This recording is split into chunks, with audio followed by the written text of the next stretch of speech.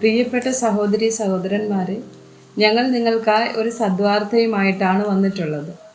2025 ജനുവരി 1 മുതൽ 365 തലക്കെട്ടുകൾ ഉൾപ്പെടുത്തിക്കൊണ്ടുള്ള വർഷം മുഴുവൻ പ്രാർത്ഥിച്ച് ധ്യാനിക്കാനുള്ള വചനങ്ങൾ ഞങ്ങൾ പങ്കുവയ്ക്കുന്നു.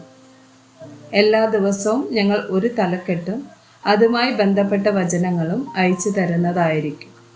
വചനങ്ങൾ കേട്ട് ധ്യാനിച്ച് അനുഗ്രഹം പ്രാപിക്കാൻ ഞാൻ നിങ്ങളെ പ്രോത്സാഹിപ്പിക്കുകയാണ്. ദയവായി സബ്സ്ക്രൈബ് ചെയ്യുകയും നിങ്ങളുടെ കൂട്ടുകാരുമായി പങ്കുവയ്ക്കുകയും ചെയ്യുക. നന്ദി.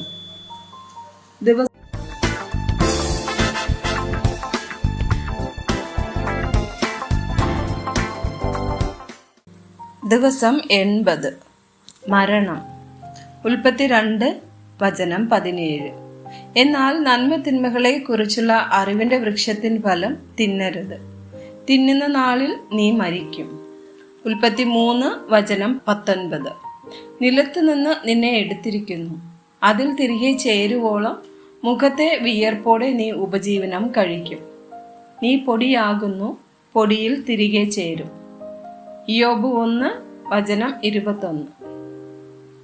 നഗ്നനായി ഞാൻ എൻ്റെ അമ്മയുടെ ഗർഭത്തിൽ നിന്ന് പുറപ്പെട്ടു വന്നു, നഗ്നനായി തന്നെ മടങ്ങിപ്പോകും. യഹോവ തന്നു, യഹോവ എടുത്തു, യഹോവയുടെ നാമം വാഴ്ത്തപ്പെടുമാറാകട്ടെ എന്ന് പറഞ്ഞു. സങ്കീർത്തനം 39 വചനം 4.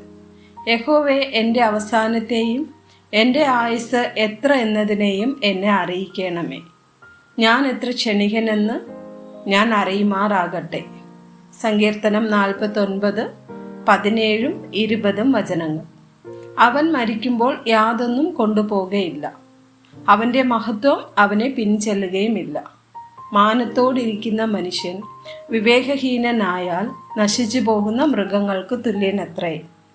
സങ്കീർത്തനം 89 വചനം 48. ജീവിച്ചിരുന്ന് മരണം കാണാതെ ഇരിക്കുന്ന മനുഷ്യൻ ആര്? തൻ്റെ പ്രാണനെ പാതാളത്തിൻ്റെ കയ്യിൽ നിന്ന് വിടുവിക്കുന്നവനും ആരുള്ളൂ? സങ്കീർത്തനം 103 16 മുതൽ 18 വരെയുള്ള വചനങ്ങൾ.